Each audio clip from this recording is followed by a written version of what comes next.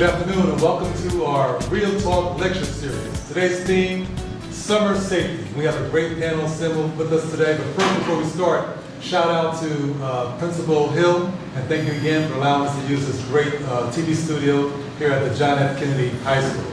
So at this point, we're going to have our panel introduce themselves and tell a little bit about themselves and what they're doing. Good evening, everyone. My name is Rashawn Dixon, lifelong resident of Patterson, New Jersey. I'm part of an organization called the Street Keepers, and also part of an organization called Team Charity. Street Keepers, what we do is, our mission statement is to bring about, keep peace in the streets of Patterson, New Jersey, especially in the summer.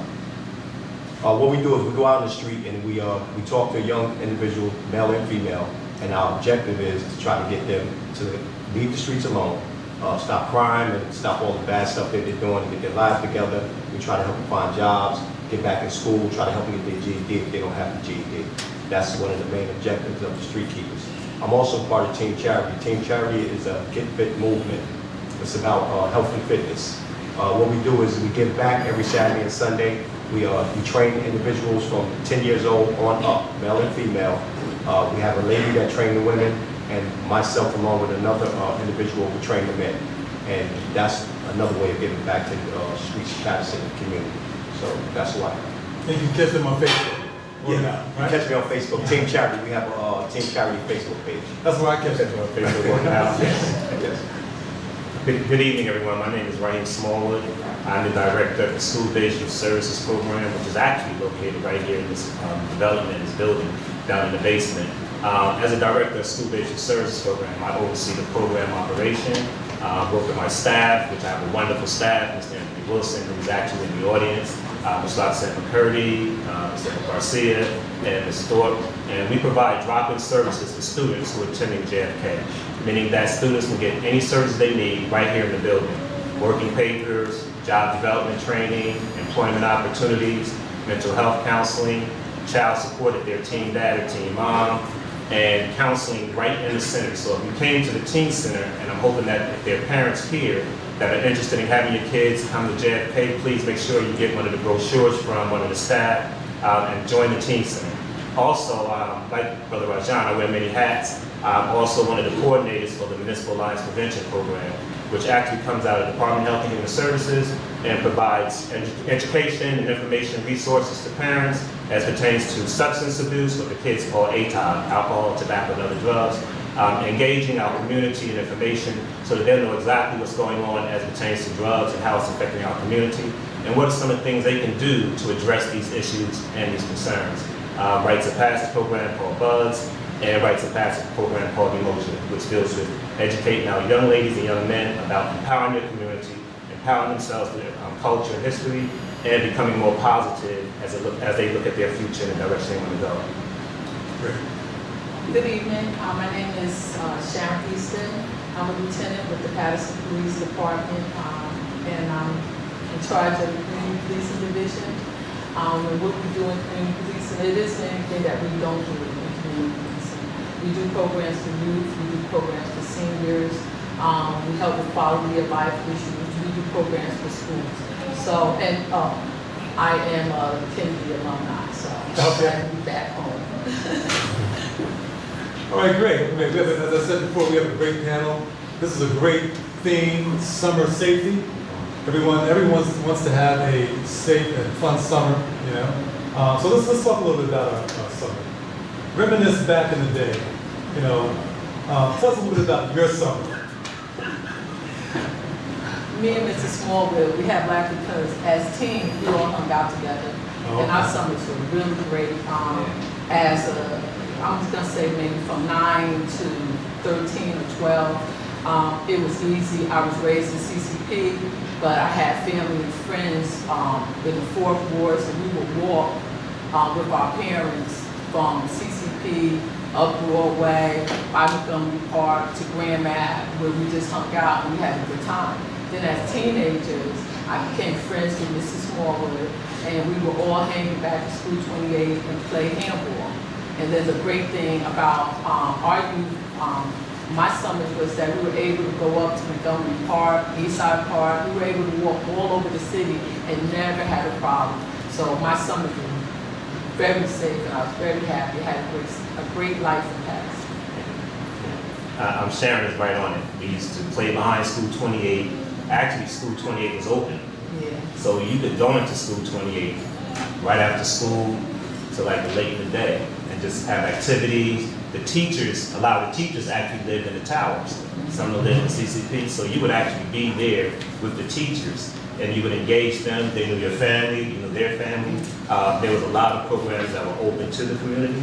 There was a church right across from School 4 where a lot of us would go to that church for summer camp, and once again, everything was right there for you to be able to take advantage of. And Rajan, sitting here quietly, but he was also around us because we're all around the same age. Right. And we knew Rajan as well. Sharon was young. She used to wear high waters. And that was, parents were involved. Our parents all knew each other. Sharon talked about living in CCP. I spent just as much time at her house. Her mother used to call me her son. Okay. So all of us lived in that area, but it was as if we were all family. Everyone treated each other the same. We would go to the rec at night when evening centers closed. We would just make sure that we took care of each other. And I think the other fun thing, and all of this young people was before 9 o'clock, because by 8:45, we had to be home. So we had all the fun that we could. Everything happened between 3 and 8:45. That's right. Well, in short, I'm from the 4th Ward, and when they was talking about coming up the hill, up into the 4th Ward, that's why I was born and raised up on Goblin Ave, Governor Street, 12th Ave, Fulton Place, right around the corner from Montgomery Park. And as a youth, I think there was a lot more things to do because everything was more simple and set. There was a lot of after-school programs like School 28 and School 6 had a night gym where at night you can go to gym. I remember every year going up to the falls to see the festival that they had up there every year back in the days. Like Sharon and Smallwood said, Montgomery Park was a very good park to go to. Eastside Park was like an adventure to go up there every summer. Yeah, it was like an adventure. Everybody hung out at the park and everything was peaceful and it was all love back then. And as a kid, I loved growing up, doing the simple things, playing football, and I think it was more young individuals that was in the sports back then, male and female. Right. You ran track, you played football, basketball, baseball, they boxed. Boxing was something real big in the city of Patterson. I was coming up as a young individual. I boxed, and so the summers were very great. And like they said, when the street lights came on, you had to be either close to the house on the porch or either in the house. So I can remember back when summers were like street football. Yeah. The factory down the street. Stickball. Drawing the box on the side of the wall. Simple stuff. Like you said, and as a young man, we were just waiting for whatever sport, we were playing for this year. That's right. Baseball, basketball, That's football. right. And like Sharon said, you could pretty much walk anywhere, or you could ride your bike anywhere. So what was it back then? Was it the infrastructure was different? Was it the programming was different? Was it the neighborhoods were different? Was it the families different? What do you attribute, that all to? What was the difference? What was it? For me, it was, I see the difference the way that the parent, you was taught respect, period. It just, you had to respect your neighbors, respect the elderly, boys respected girls and vice versa. And it's not to say we didn't have issues, but it wasn't a summer, even when we were in high school, even here at Kennedy, a fight once in a blue moon, not every day. No disrespect to teachers, they would not allow it. And I think that a lot of our, us restricting, I guess young people think that, I call diapers or a teacher get fired because if they talk back. And, I just think that it's respect. And parents at the time, my mother didn't believe me, she believed the teacher, period. It wasn't, I would go home and say, that teacher don't like me. My mother would say, well, there's 30 kids in the class, what did she do? What did you do for her to choose you out of 30 kids? So that's what it is. I believe it's the parents. I believe the parents allow, now, they allow their kids just to do too much and don't give them responsibilities. Right. Yeah, to what Sharon said, I think it was the value system too. The value system came with the elders. As I stated with us, Ms. McKay lived in the towers, building 1. So if I went to School 28, as I'm walking across the street going to school, Ms. McKay was right there with me. Right. So if I was moving too slow, Miss McKay would call my mother. When I was here, we were here at Kennedy, Yeah. Miss Van Rensselaer, you know, would know your mother. Like, Right. boy, Everyone knows. You want me to call your mother. And the last thing any of us wanted was that phone call to go out. So I think the community as a whole, you know, kind of just took a hold of us. Said, these are the things that you have to do. These are the things you're not going to do. You're going to honor the elders. We remember back in the day when if you went anywhere up the hill, you couldn't even get on Montgomery basketball court because the older guys would play first, and then you'd have to come on after them. You went out there in the projects, you couldn't go up the hill. Remember, you were not allowed to go up the hill. In the rec, you couldn't get into the courts until all the older guys was done. So you had no choice but to hang out at each other's house, go to Sharon's house, Sharon's house, go to the house, go to Derek's house, and all their families took us in. And then they said, you know what time it is, right? Your mother knew you was here. You know, the whole idea of going next door to get the sugar. You know, boy, need some Kool-Aid, go get that sugar from next door. You didn't have to lie. Miss Johnson, all that shit, you just go in. So I think collectively, it was the community that took hold of all of us and said, we're one, we're a family. You know? And your parents, believe it or not, your parents came to look for you. In the wintertime, when it got dark at 5, if you wasn't near the house, your mother would come look for you, or your father.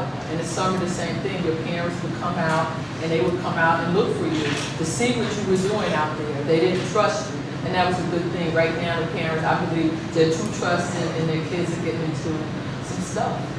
So Can I just add one thing to that? Parents would also be involved in the programs. They would literally, so if it was back to school night, or maybe it was summer, it wouldn't be surprising to see your aunt, your uncle, your cousin, one of the elders in the street actually involved running the program or working with the program. So when you talk about infrastructure, everything was there that we controlled. You know, so we never even had to wonder where the money was coming from, any of that, because you already knew. Community as a whole, the churches, they all work collectively together to make sure all this happened. and it was utilized. And it was You utilized. said, You had to go there. You You had had to no go choice. there. You couldn't say, oh, I'm going to my friend's house. No, you go into school 28 Yeah. and you're going to stay there. Right. And if you left, somebody in the community was like, what you doing outside that room for? Get back in that playground, get back in that school, get back in that. So, And it was a fight for jobs. oh yeah. Like, it would be a line, but I think we would all have to be at the Masonic Temple to sign up. And it really was like 1,000 kids out there that wanted to work.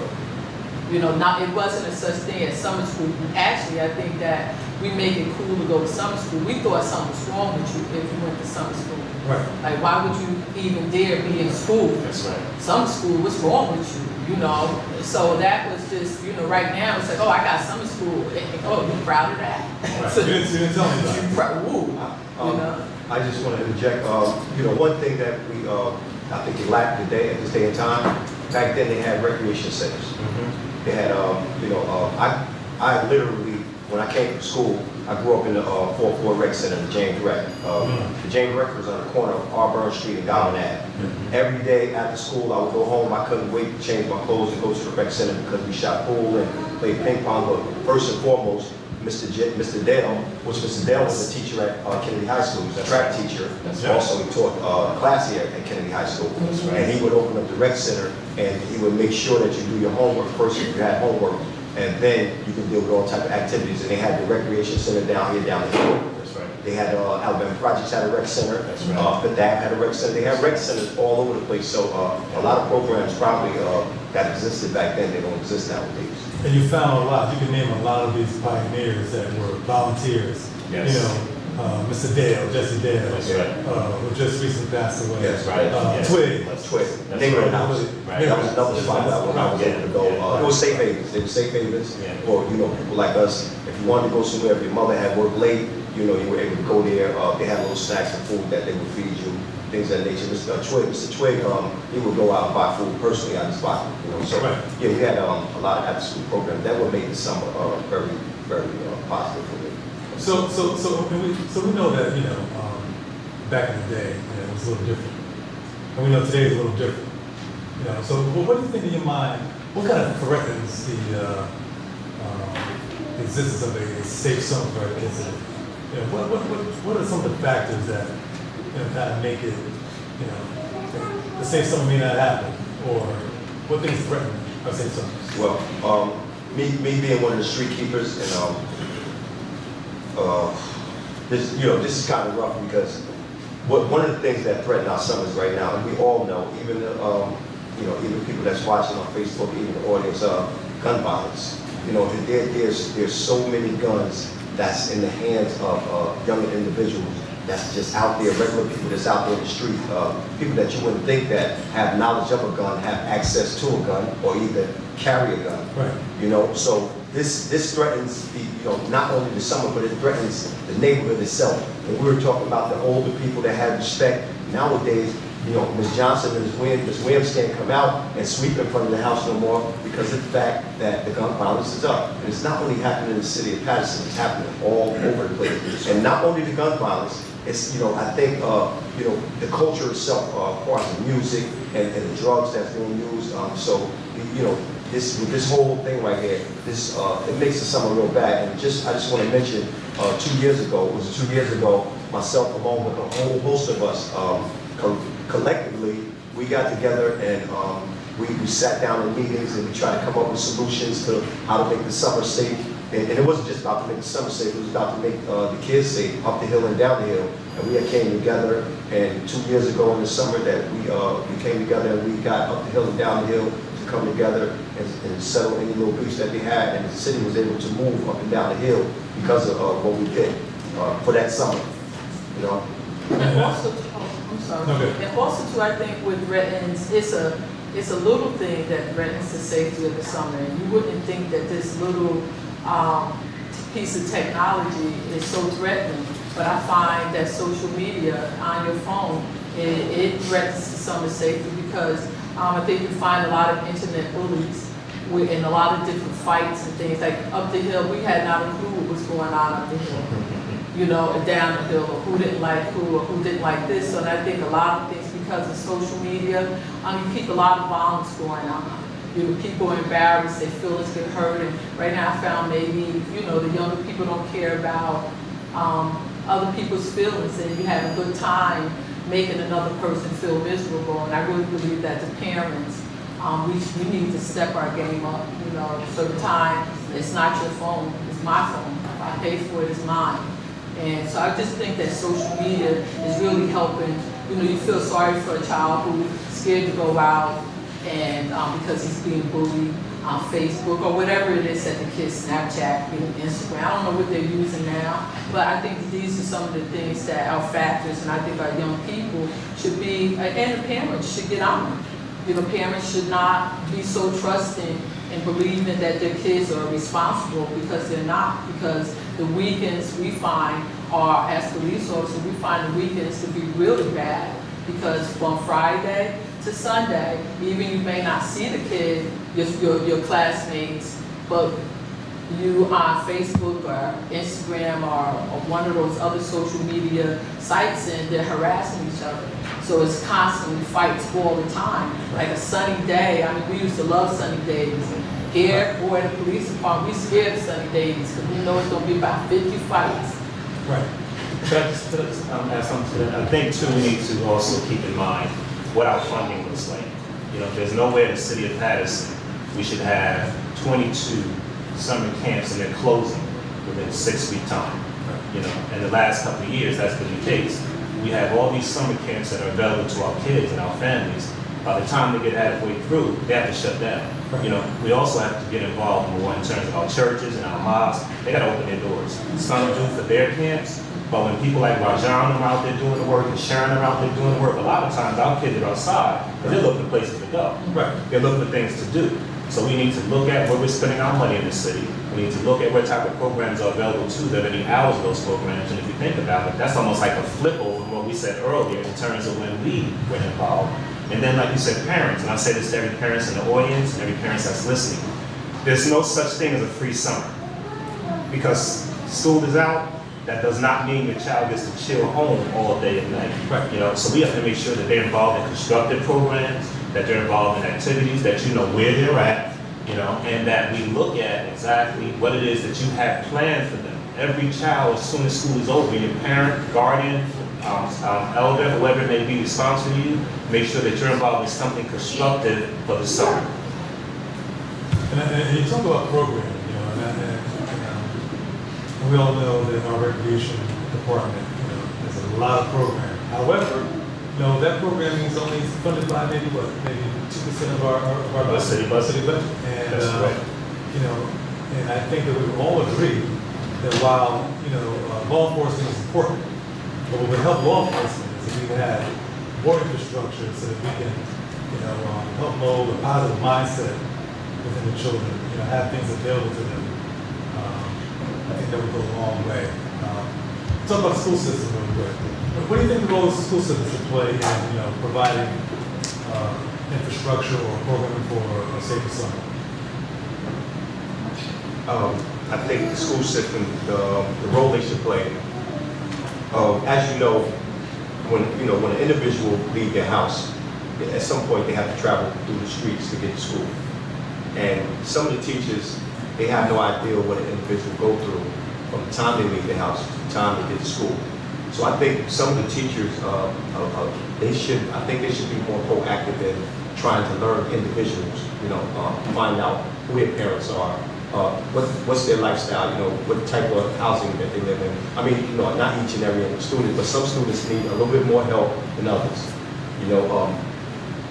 In short, what I'm saying is a lot of teachers, I think they should get more involved. And the reason why they're probably not, because a lot of teachers, their caseload is so heavy now, Right. because they're laying off teachers, and teachers, it's very minimal right now with teachers, so they can't show special attention to every student in class. But some students are really going through it when they leave home and when they get in school. And I think a lot of teachers can be a little bit more proactive and play a very role in trying to find out their students and how they live in things of that nature. And I think a lot of students, like the teachers years ago, they knew who we were. They knew who our parents were. They knew who our family was. And we had respect for them. And I think nowadays a lot of students don't have that respect for a teacher nowadays than they had back then. So I think teachers should get more involved. And along with what John said, I think we need to look at the school budget overall. We need to look at where we're spending our money. We need to look at from the top down in terms of where is money not being put back into the community? Where is it actually being spent at? And those doors, once again, they have to be open. Whatever it takes to get the doors open.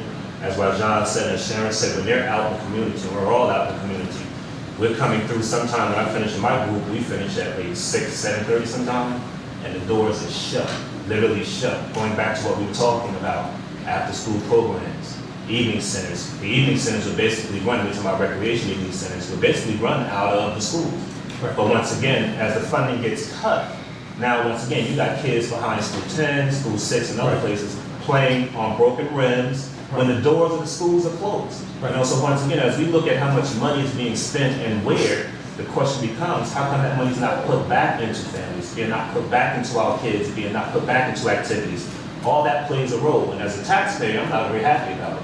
And that's why I raise it as a question of, where is the money that should be going into activities for our kids? We take the arts out, we take programs out, and we all testing, and then there's nothing for them after it's all said and done. Then we want to bar up every school.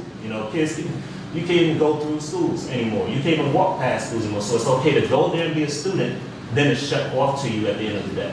So we really need to look at that. And you're absolutely correct. When you talk about budgeting, I can tell you from being a past school employee that it's a budget thing. And it's no secret that every year for the last 8 or so years we've been flat funded. And we know what that means. It's kind of like you get the same amount of funding every year, but your expenses go up. And what needs to happen in order to keep the school open, it's kind of basic, but it's essential. You need a custodian, you need a black seal license, you need security, and you need the money to keep the operations going, the lights, what have you. Right. So what's happening to us is that every year we're finding ourselves $30 million, $50 million or so, behind the 8 ball. And so when you talk about something that's definitely needed, like opening a school, there's a big priority conversation that has to take place, and the fact is that the money's not there. So how do we solve this? I know we talked about earlier in our conversation, many of the things that we enjoyed back in the day, they weren't heavily funded items. They were community focused.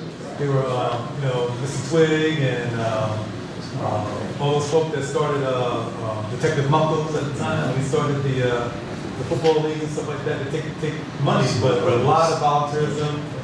And so, I think we're gonna have to find a way to, create infrastructure for programming, with the little money we have. Also, for me, I don't know really about the school. Well, with school floor, I don't know who did it when I was younger. But I know at school floor during the summer, they would bring a pool, and we would go swimming. Type of new fair. They would bring a pool. Right. We would have pony rides. The board, I know that this came from the school, and on Saturdays, sometimes it wasn't that the school was open, but because it was recreation centers, they would have some Saturday programs, and not every Saturday, and not for the whole summer, but just something for the kids to have fun. And I think that those are some of the things that the parents should. That's why voting is important. Right. To young people out there and people listening, that's why voting is important, because it was a time when we got whatever we wanted. It was very important that young people were tutored. Your parents didn't have to pay for a tutor. We would go on Saturday, and it really wasn't just about sports. It was ways that they showed you academic. It was where I learned how to paint. I learned how to knit. I learned how to crochet. It was camps that took you away from this environment, and you would go to a lake, and they taught you how to swim. And as I became a teenager, every team had a job at a church for a camp. Right. So these things all went kind of either through the city or through the school. So that's why to the young people out there and people listening, it's very important that you vote, because your vote counts. So that's why other communities have all these things, because 99% of them vote. It's important. They see that it's about money, power. So that's it, Right, and that goes back to the question you asked. Sharon hit it right on the head. If we're talking about not receiving the type of funds that we need, and we know that Patterson is not considered a city of first class, right? We're supposed to be, Patterson about 180, and I'm probably missing from 180,000. Right. Every year, or every 3 years, maybe the census, by the time those numbers get back down to trend, we never seem to be able to get to 150. Right. So you don't get the type of money you need to run your city effectively.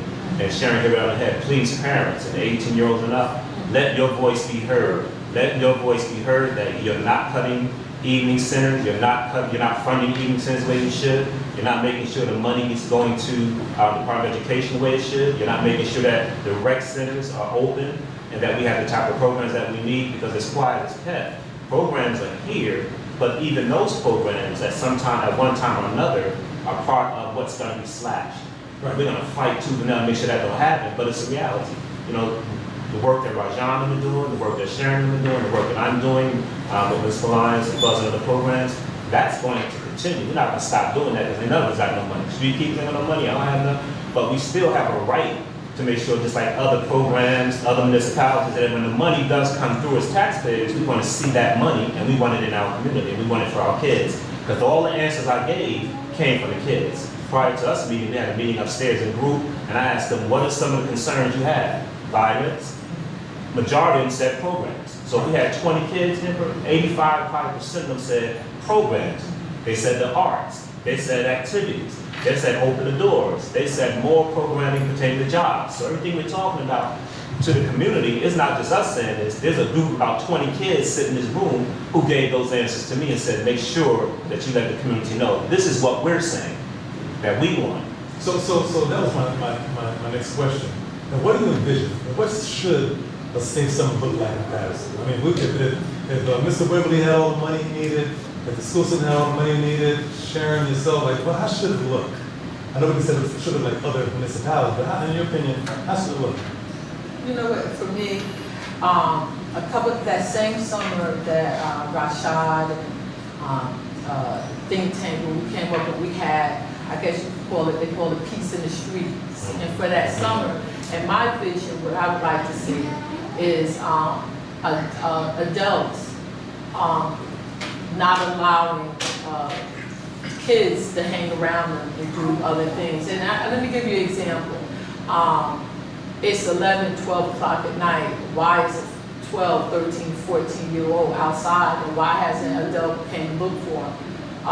Why is it that the men in our community aren't saying to the younger guys, listen, young buck, you can't do this. You gotta go home. You know, there's certain things that are missing. My vision is that some things I would love to see us come back to, everybody playing their position. I guess that's the thing, you know, that playing our position. If I see a young lady out of line, I'm gonna say something to her. And I mean, I'm sure it's a way you should say it. And even with these younger people here, most of you now maybe 16 or 17 years old. Be careful what you do around your brother, your 12-year-old nephew, your cousin. You know, make them believe that school is important. At no time, at any time, was me wanting to be a success or wanting to be a police officer was an opposition. Now you're op. What does that mean? Now you're op if you want to be something great. You're op if you want to be a fireman. You're op if you want to be a police officer. You're op if you want to be a teacher. What the young people, what do that mean?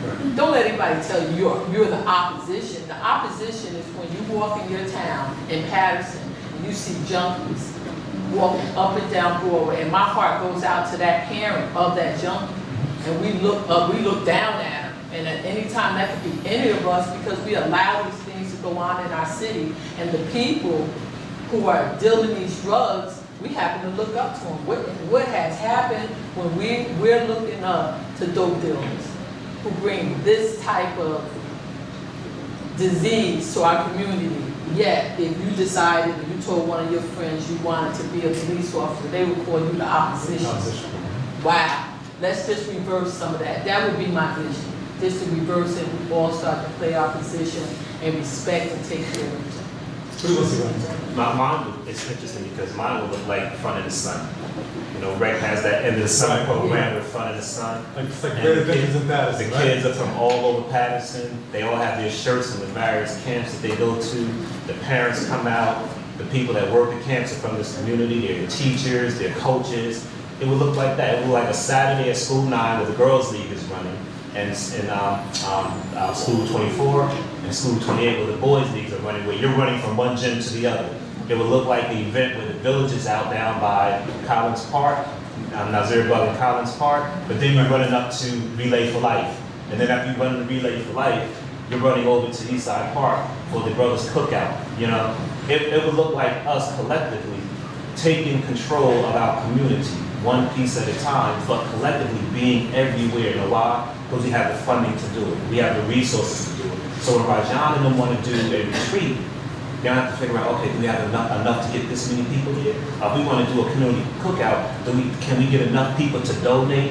When you have the resources and money, you can hire young people, get them actively involved in running these particular programs. You can hire some of these parents who are in need of employment opportunities. You can hire police. Unfortunately, a lot of times you don't have programs. You can't have a program because you don't have the money, because you got to pay for police, then you got to pay for BPW, you got to pay for this. Right. So my point is, what does summer look like for me? It would look like all of us still being in our space if that's where you come from, but knowing that it's okay to go over here and have some fun. Because as Sarah stated, and we need to be honest around this, our kids are in the streets.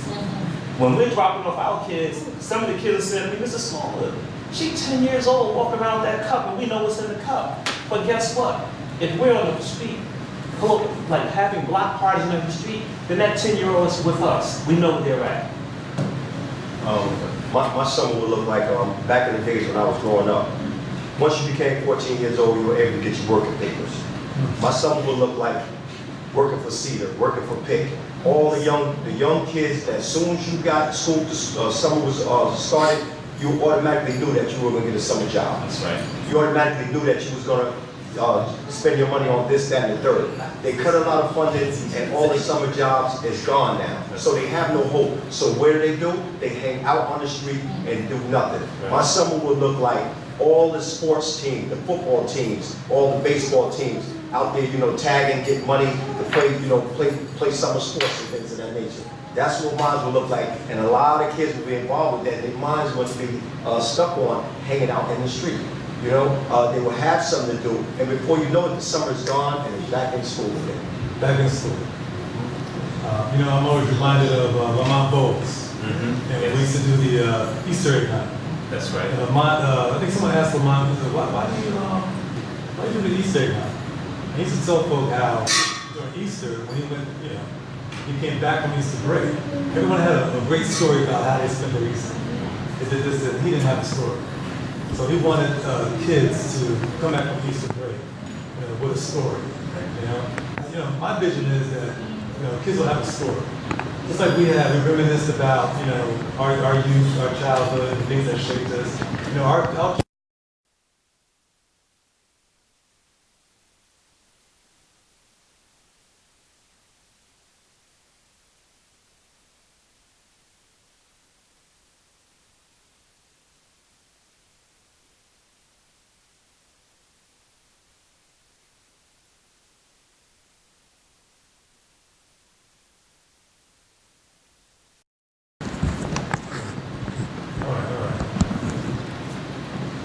So I guess this is from our youth, right? Because again, we have our youth group with us in the audience. Correct. We've been sitting patiently. And so one of our students asked our panel, what can I do as a youth, right, to make my city be safer this summer? Anyone can? I feel kind of prejudiced because I work with them, and so I'll let you answer. Me not working side by side with students, and that's a good question. What can you do to make your city safe? To make your city safer? To make your city safer. As a youth, we were once your age, and we were once students just like you were, living in the city of Patterson. Never in my wildest dream that I would see myself being on the panel, speaking about violence and speaking about doing something positive, things of that nature. I think you should take the initiative to do what we're doing right now. You can, as a young person, don't think that you're too young to start an organization. You can start an organization as a young teenager right now, and you can make a difference in the city. If you see something wrong in your community, in your immediate block or around your area, you check on the elder people. Make sure that they're all right. See if you can run errands for them, anything. Just get involved. Just do some of the simple things for the people in your neighborhood, in your immediate circle, in your block, in your area, and that'll make a big difference. And imagine if a whole lot does that. It'll be a very great impact that you can have. I agree with Rashad that if you want to do something different, find a cause. Every summer, find a cause, find something to get behind it, and do it good. And be good, be respectful, help somebody else, and especially the elderly. I'm just going to say this to my group, and we say it to you all the time in group. Group is not just when you're in group. Your real work starts when you get back to your various parts of your community and Patterson as a whole. But your real work starts when you get in front of your house and you see someone littering. Do you say anything, or do you pick it up? Your real work starts when you see our your younger brothers and sisters or kids in the park fighting, doing the wrong thing. Do you Facebook it? Or do you realize that this is when I really use the skills that I've been learning and working on? Your real work as leaders is when you're not with us. That's when your real challenge comes into play. That's when you put the real practice of what you do and group into our work. And you're forming yourself as an adult, because ultimately you're all going to get married, get older, and have children. And how do you want your community to look? You want your community to look violent and fighting and bullying, then that's what's going to happen if you don't do something different. If you don't start, I'm not going to say stand up, but don't really applaud, especially the violence that goes on with females. Don't applaud that. I would stop watching. What is that, World Star? I stop watching that, especially the females. I mean, how disrespectful are they to us? Girls fighting half hour. Boys, they'll let a boy fight 2 minutes and break it up. Girl fight 45 minutes and nobody stops it. And we get entertainment. Stop being entertained by stuff like that. So we have another question from our audience. This is kind of a law enforcement issue, so I guess we'll point to loitering, right? So how can we stop? What can we do about loitering in the parks? And I guess some of the children are talking about, guys and gals hanging out after hours. What can be done about that? What can the community do also? Well, I think that's stop being so afraid to say to the young people not to do that. Sometimes you just gotta walk, you gotta do it scared. Because I don't know if I'm sure that none of the young people in here do this, but you know, you have your friends talk about it. They hang on somebody's porch or stand in front of somebody's house that they don't even know. The loud music, the profanity. I don't know really. It's apparent and it's a community issue. I mean, we can go out and we can give tickets, but really the community has to say that's enough. They don't do it in every community. They only do it in communities that allow them to do it. They don't do it in every block. They don't do it on my block. They're not going to do it on my block. They don't do it on Kimber block. They don't do it in Rashawn block. Rashawn cleaned up this whole area. But they only do it where you allow it to be done at. So I just think that the community just needs to stand up. And you stand, and you need to stand behind them when the community decides to stand up. I know we started, and Rajan helped me with this, and so was Sharon. We started the Greenland Ave Community Safe Cleanup. And as she said, the brothers would be in the park, doing their thing, hanging out, drinking, and we would get out there every Saturday at 5:30 and clean up from one part of the block all the way through. And then we would meet with them. Yeah. We would meet with them literally and say, listen, you know, this area here, what do you need so that you would stay from this area? Because this is a safe space. You no longer want to sell drugs here. And I would ask them, do you have children? And come to find out, a couple of them had sons. Yo, listen, I need recreation, I need this, I need that. So we put together a bulletin board with information.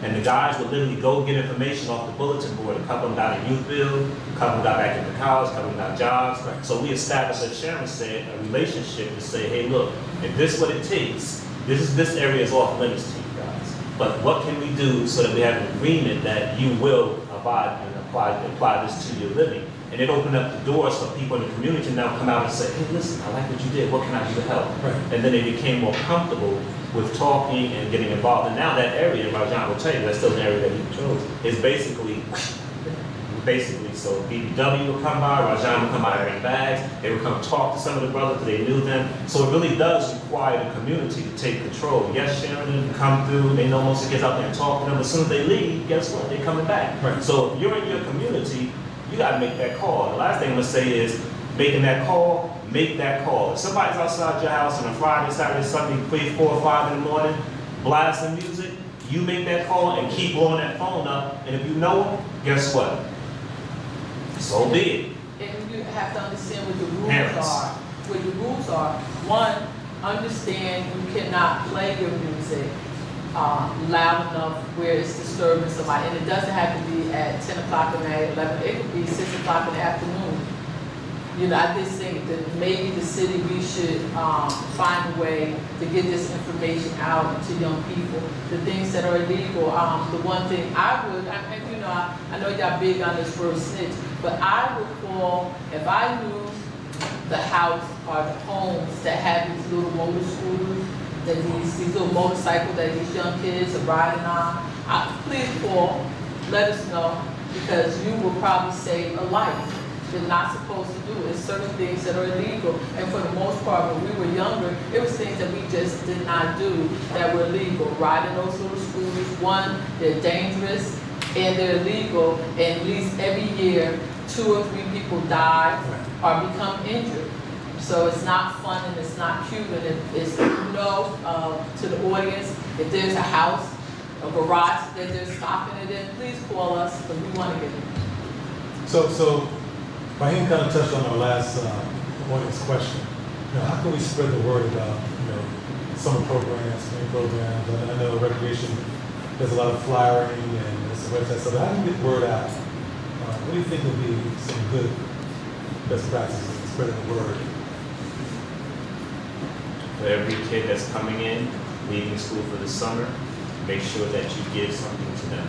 Kids tend to get the word out better than anybody. And we need to make sure that we have postings throughout our city. We tend to post everything. Post about where most people are. Post it inside, post it over where stores are. We need a marketing campaign where all of our information is spread throughout our community. And what we find is when we get stuff to the kids about things that are going on, they tend to make sure that it's where it needs to be, in the hands of their parents and in the hands of their peers. And then I know that the district does a blast. Like for instance, a lot of kids are telling me that their parents got the blast that this was taking place. Right. From the district, same when they get those phone calls, hey, look, your kid wasn't in school. Those same phone calls need to go out saying, guess what? There's summer rec programs. there's summer jobs, and this is how many are out there, et cetera, et cetera, et cetera, et cetera, et cetera. You know, I think that's just one way I know that we can get the word out. That's great.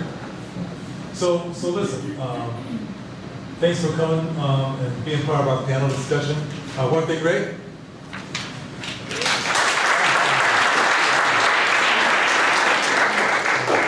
So at this time, I want to let everyone give a little closing remark, a little something on the way out. But before we start that, I just want to, as always, plug parents. It was said here earlier, get involved in your school, get involved in your parent-teacher organization. There's no greater power than the power of a network parent group. They talked about, how do you get community priorities over, how do you talk about getting schools open, or what have you. Parent power, join your PTO. So, Pam, final thoughts? Final thoughts for me is if any of the youth that's looking out, that's watching us, any of the parents that have a youth, any youth that's in the audience, I want to say to you, I want you to push and pull, and this is positive. I want you to push positively as hard as you can push. And when you get tired of pushing, I want you to start pulling. And when you finish pulling, you start pushing. Just keep pushing and pulling positively. I want to say to the parents that's in the audience, please make sure you take some of the materials that are here. All of them are about safe summer activities, events, programs. And I want every parent to make sure that your son, your daughter is doing something constructive this summer. There's no such thing as a summer off or a summer break. To all the youth, please get involved in a group program activity that enriches and builds your community and builds your self-esteem. That's extremely important. For me, my final thought is to every parent, do something with your children. Every weekend, every Saturday, go somewhere, whether it's New York, whether it's Cape May, sit down and start planning now what you're gonna do with your children throughout the summer. Thank you. And my final word is, expose your children this summer.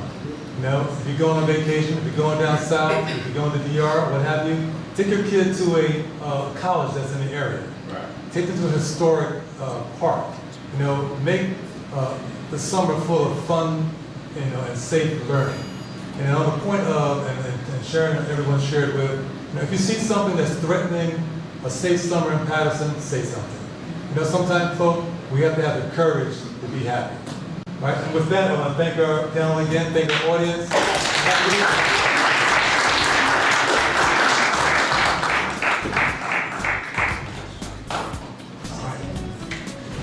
Maybe see a couple push-ups.